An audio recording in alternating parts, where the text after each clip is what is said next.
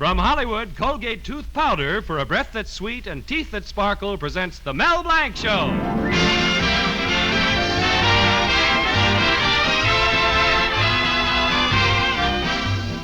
Colgate Tooth Powder for a breath that's sweet and teeth that sparkle brings you the Mel Blanc Show with Mary Jane Croft, Earl Ross, Bea Benaderet, Joe Kearns, Leora Thatcher, Zookie, and Victor Miller and his orchestra. Ladies and gentlemen, you've heard Mel Blanc as the happy postman. Hello, Mrs. Burns. Here's your mail. Well, goodbye, Mrs. Burns. Remember, keep smiling. You've heard him as the famous train caller. Train leaving on track 5 for Anaheim, Azusa, and Cucamonga. You've heard him as the lovable character Zookie. Well, in the fix-it shop, I'm the president. I'm the vice president. I'm the vice president. I'm the treasurer. I sweep out the place. You've heard him as the famous Warner Brothers cartoon character Bugs Bunny. What's up, Doc? Now hear him as the star in his own show. Hello, Mel Blanc's Fix-It Shop. You bend it, we mend it. Now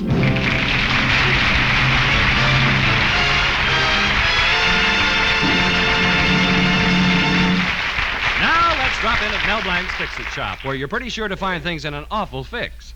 Well, it seems that Mel's fiancée, Betty, has been dropping none too subtle hints about the need for efficiency in the Fix-It Shop. I wouldn't say that Uncle Rupert and Zookie are exactly moochers, but, well, they're more than just a little worried. Zookie, we have to show that we're efficient around here or else. So you'd better try working faster. Oh, I'm quick, all right. See, I'm like a bolt of lightning. I'm a regular dynamo. I think I blew a fuse. Zookie, here comes Mel. Quick, get busy. Hey, okay. Hello, Mel. What kept you so long? Oh, that Adams job was bigger than I expected. Her toaster wasn't the only thing Mrs. Adams broke. She broke her lawnmower and she broke her electric iron. I hope you presented the lady with a substantial bill. I couldn't. Mrs. Adams was broke, too. Oh, I see. Hey, Uncle Rupert, Betty's right. As a businessman, I'm a washout. We need a little efficiency around here. Just look at this place. It's a shambles. Oh, I don't know. It just has a sort of a lived-in feeling. Yeah, lived in. I'm serious. Just look at that cigar butt on the floor. Is that yours, Uncle? No, my lad. You saw it first. Oh, stop kidding. My, you are in a sour mood, nephew. Look, why don't you get yourself a ticket for the girly review at the Gaiety tomorrow night? It'll cheer you up. Now, Uncle. Have you seen the pictures of Fifi Divine, the star? Why, that gorgeous little lady has everything. And she carries it so well. Uncle Rupert, you know I wouldn't waste a breath on any other girl but Betty. Why, Betty's the most wonderful girl. And... Hello there, sugar boy. I'm Fifi Divine. Oh, boy. I thought you weren't going to waste a breath. On her, it wasn't wasted. Gosh, I feel better already. You've got a sign outside that says you can fix anything under the sun. I specialize in little jobs under the moon. Look, Pop, get back to your funny papers. I'll talk to your straight man here. Well, what can I do for you, miss? Well, I'm the star of the Pin-Up Girl Review opening at the Gaiety Theater tomorrow night. You've been at the Gaiety, haven't you, sugar boy? Oh, sure. I go there practically every night. Why, Melvin. Well, it's the only place in town you can get Hershey bars. Oh, you're cute. Look, sugar boy, you see this little gadget? I want you to fix it for me. Sure. It's just a little zipper. Oh, it's not just a little zipper. There's only one like it. It was made especially for me in my harem dance. Harem dance? Mm-hmm. That's the one Anna didn't do for the King of Siam. Why not? Did he have a weak heart? You see, in my dance, the miracle zipper drops off one veil when I go like this, another one when I go like this, and another one when I go like this. Look, Uncle, no hands. Well, make sure you have my miracle zipper ready by tomorrow. Goodbye, sugar boy. Well, Miss Divine, it just happens I'm going your way. Which way are you going? Gee. Hello, sugar boy. Hello. Hello, Betty. Well, you see, there was something wrong with her zipper, so naturally, she thought of me. I didn't see you come in. Obviously. Oh, that was Fifi Divine, the glamorous dancer at the Gaiety. Glamorous? Huh. I can't say she wears clothes very well. Wearing clothes isn't her specialty. Never mind. I have something more important to talk to you about, Mel. I know, Betty. Efficiency. Yes. I finally found a man who will tell you how to run your business, what to buy, what to sell, and how much to charge. Gee, he must be from Washington. Well, he's an efficiency expert, just came to town. Herbert Goodhue. Now, are you or are you not going to let me get a hold of him for you? Well, okay, honey. When will you get in touch with him? The day before yesterday. Oh, the day before. Huh? Yes, I wanted to make sure you wouldn't change your mind.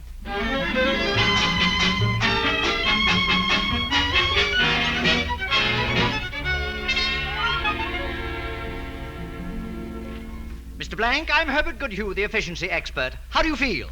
Well, I had a little cold. Who cares? Huh? That's your first lesson in efficiency, Blank. I've just known you a few minutes. How could I possibly care how you feel? But you asked me. Always get to the point. That's the Goodhue speedy-deedy way. Speedy-deedy? Now, listen, Mr. Blank. I'll give you an example of what real efficiency can do for people. For instance, when Mrs. Goodhue and I converse, we use my famous peachy-speechy system. Peachy-speechy? Not a word wasted. For instance, if I want to compliment Mrs. Goodhue on a delicious dinner, I do not say, "Darling, the flounder was so delicious it simply melted in my mouth." You don't, huh? No, indeedy, that wouldn't be speedy-deedy. I leave out all the unimportant words and say, "Darling, flounder, mouth."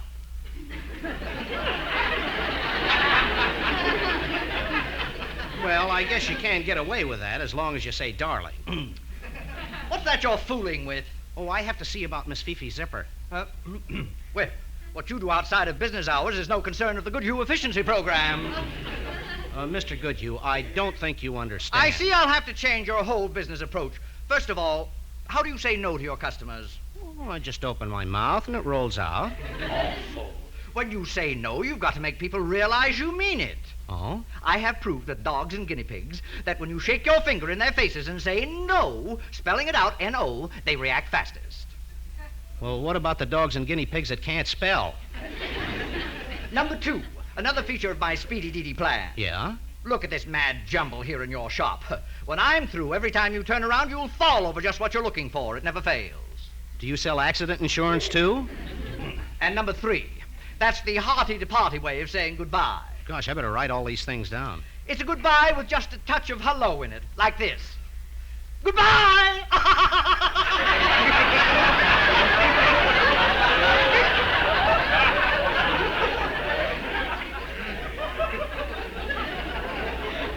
Gosh, that may sound like you're glad to see them go. Oh, you're a lucky man, Mr. Blank. When I'm through in your fix-it shop today, you'll be master of speedy-deedy, peachy-speechy, and hearty-to-party. Okie dokie. I mean, okay. I'll do it for Betty. Ah, that's the old speedy-deedy. I'll do it even if it drives me slappy happy.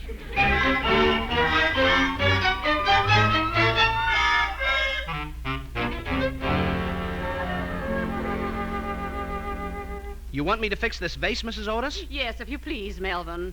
Oh, you should see my little grandchild. Poor little fellow, he's teething. My daughter just has to keep burping him all the time. Who cares? Huh? What was that? Speedy-deedy, speedy-deedy. Mel Blanc, you're much too old for baby talk. About your vase, the answer is no. No. N-O, no. I don't understand you. Funny, dogs and guinea pigs understand.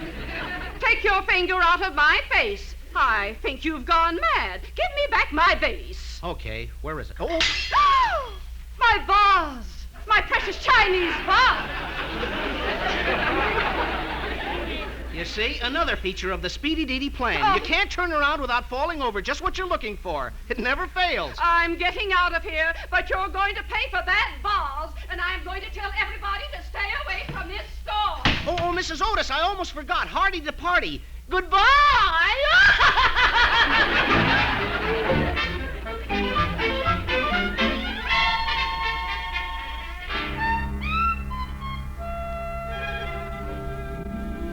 Gosh, Uncle Rupert, Mr. Goodhue's efficiency plan is ruining me. I lost 3 good customers already today. 4. Don't forget Mrs. Longnecker, my beloved Clara, the richest woman in town. Did she walk out too? Not before she slapped my face. But why? I decided to try Mr. Goodhue's peachy-speechy system to propose marriage. You know, leave out all the unimportant words. Well? My, was I eloquent. I suggested I come and live with her in her mansion, spend all our days together, perhaps have a few little ones. Well, those are certainly honorable intentions. I meant them to be, but one of the unimportant little words I left out of my proposal was marriage. What's going to happen next? Well, I fixed Miss Fifi's zipper, but I can't find it anywhere. What? All this darn efficiency stuff. Oh, I'll ruin her career. She'll drag me into court. She'll sue me for every dollar I've got. I just hope Mr. Goodhue is satisfied. Now, Melvin. He and his speedy deedy, peachy speechy, hardy to party. He just left out the most important thing, that's all. What's that, nephew? Harry Carey.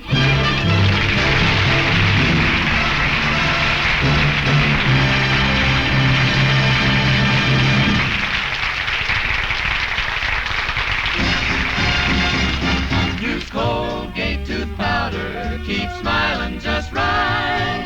Use it each morning and use it each night. Don't take a chance with your romance. Use Colgate tooth powder. How often it happens, you meet a man and you think he's a nice fellow, but what?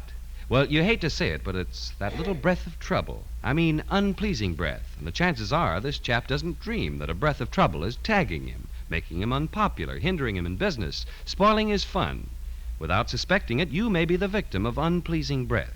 So be on your guard against it. Just do this. Brush your teeth night and morning and before every date with Colgate tooth powder.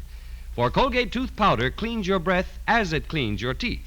Yes, scientific tests have definitely proved that in 7 cases out of 10, Colgate tooth powder instantly stops unpleasing breath that originates in the mouth. What's more, no dentifrice at any price cleans your teeth more quickly and thoroughly than Colgate tooth powder. Remember to buy it first thing. And remember the name Colgate tooth powder with the accent on powder. Don't take a chance with your romance. Use Colgate tooth powder. Well, let's drop back again at Mel Blanc's Fix-It Shop, where the new efficiency plan of Speedy Deedy, Peachy Speechy, and Hearty to Party has the morale very low indeedy weedy. Zookie, if Fifi sues Mel and he loses the shop, we'll be out on the street. Frankly, I'm worried. Oh, so am I. I'm beside myself with I'm beside myself with I'm beside myself. Hey, it's getting crowded in here. There's only one chance. Mel is out somewhere trying to find something like that zipper right now. Gosh, I sure hope he finds it. Good Lord, here comes Fifi now. You talk to her, Zookie. Me? But don't tell her Mel lost that zipper. Don't let her pry it out of you. I'm leaving by the back door. Oh, don't worry. I'll take care of her. I know what to tell her. I know just what I'm going to say. Hello, sugar boy. I'll say,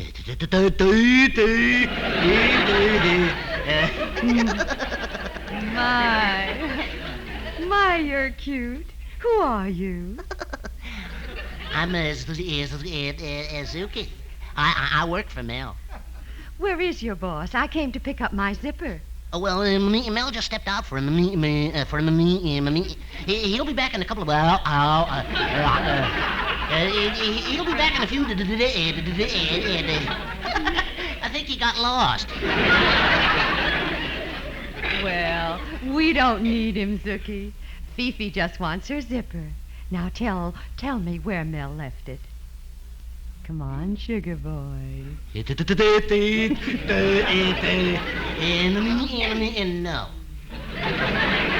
Oh, you can tell me anything. We're here all alone, aren't we?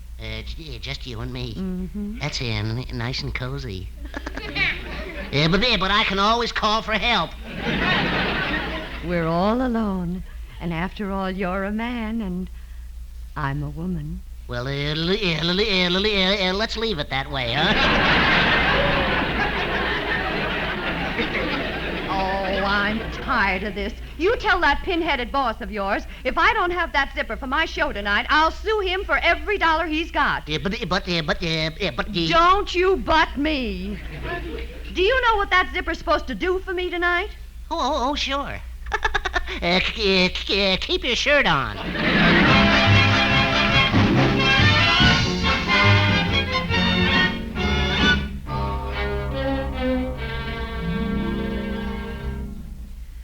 darling, I'm so sorry. This whole efficiency business is my fault.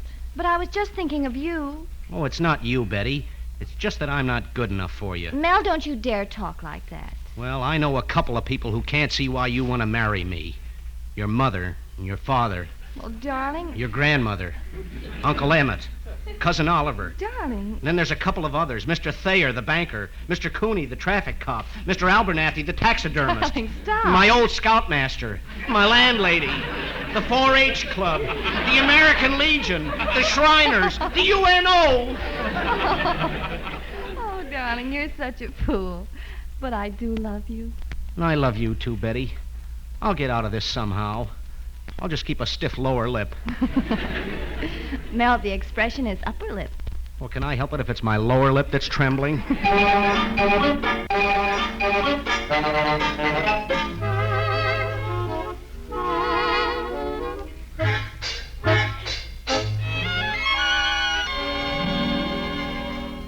Fifi will be here any minute, Uncle Rupert, and I don't know what else I can do. I just can't find her zipper. Well, nephew, don't worry. If worst comes to worst, I'll go out and get a job.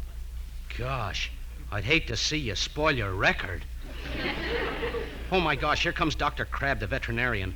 He would come at a time like this. Never mind, my lad. I'll take care of that canine Kildare. Well, thanks, Uncle. I'll go and take one last desperate look around. Well, hello, Christopher. How's the dog doctor this morning? Consulting veterinarian, if you don't mind.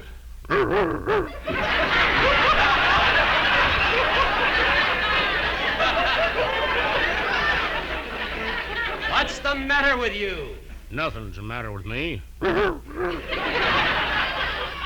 a catch in my throat. Could I have a pan of water, please? Christopher, do you realize you're even getting to sound like a dog?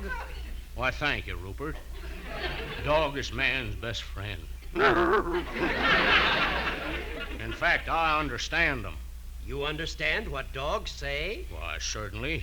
I have a little Pekingese. When he looks up at me with his big watery eyes and says, you know what that means? He's hungry. Oh, somebody must have told you.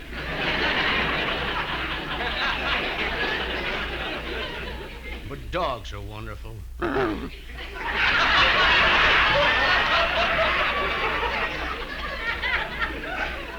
When my little Cocker Spaniel goes over to meet my Great Dane, he says, "Row, row, row." And then the Great Dane says, "Row, row, row, row." And then that little Cocker, he looks up at that Big Dane and says,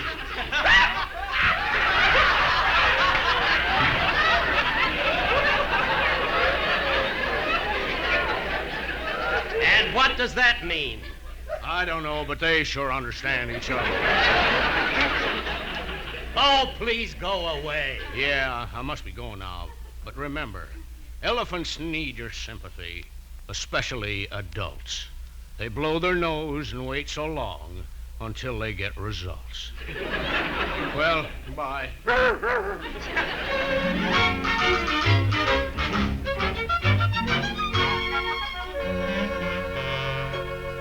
I know, Miss Divine. I should be over at the theater right now, but I can't go on. What am I going to dance in, my girdle? That ought to be snappy. Hey, that's what I'll do. I got it. I got it. Now, what are you doing? Don't push all those things off the counter. Have you gone crazy, man? Now, you stay out of this, Mr. Goodhue. Uncle Rupert, throw those nuts and bolts where they belong. Yeah, that's right. Right there in the sink. And all this goes back where it was, too.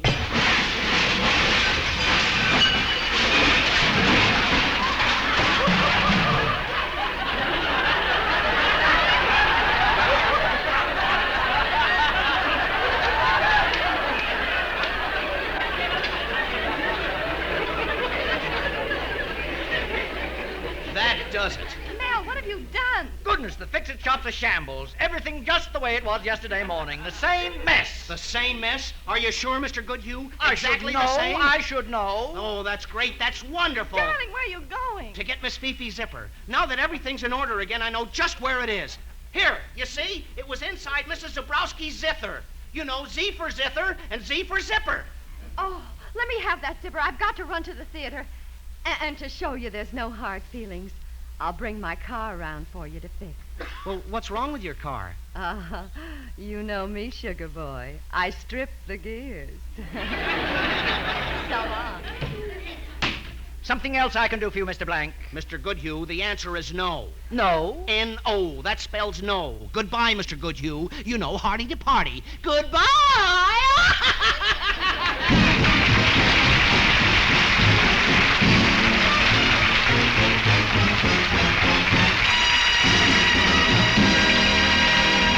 We'll be back in a minute for a Zookieism. What? You never heard of a Zookieism? Well, hang around. Use Colgate tooth powder, keep smiling just right. Use it each morning and use it each night. Don't take a chance with your romance. Use Colgate tooth powder.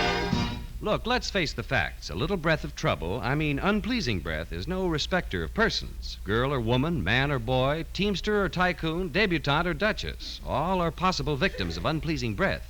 Why, even you, though you don't suspect it, may risk your happiness, ruin your romance, even jeopardize your job because of unpleasing breath. So isn't it best to be on your guard, to watch out for that little breath of trouble? My advice is do this. Brush your teeth night and morning and before every date with Colgate tooth powder. For Colgate tooth powder cleans your breath as it cleans your teeth. Yes, scientific tests have definitely proved that in 7 cases out of 10, Colgate tooth powder instantly stops unpleasing breath that originates in the mouth. What's more, no dentifrice at any price cleans your teeth more quickly and thoroughly than Colgate tooth powder. Remember to buy it first thing. And remember the name Colgate tooth powder with the accent on powder. Don't take a chance with your romance. Use Colgate tooth powder. Well, Zuki, we've had a lot of excitement, but I hope you learned something about efficiency. Yes, Zookie, to be efficient, you should score yourself on things like ingenuity, perseverance, industry. How would you score yourself? Well, on ingenuity, I score on perseverance, I score on industry, I score I don't know what the score is. This is Bud Easton reminding you that the Colgate tooth powder for breath that's sweet and teeth that sparkle brings you the Mel Blanc Show every Tuesday. Mel Blanc Show is written by David Victor and Herbert Little Jr. and was produced by Joe Rhines.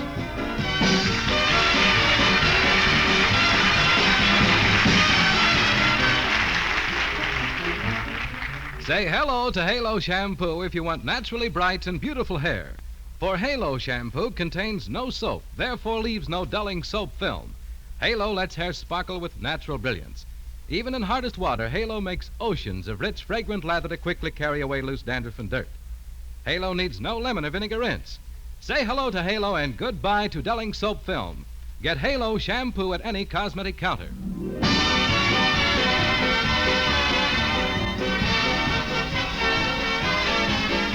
Ladies, help out by taking your used kitchen fat to your butcher. He'll pay you 4 cents a pound. Sell him a can of fat this week for sure.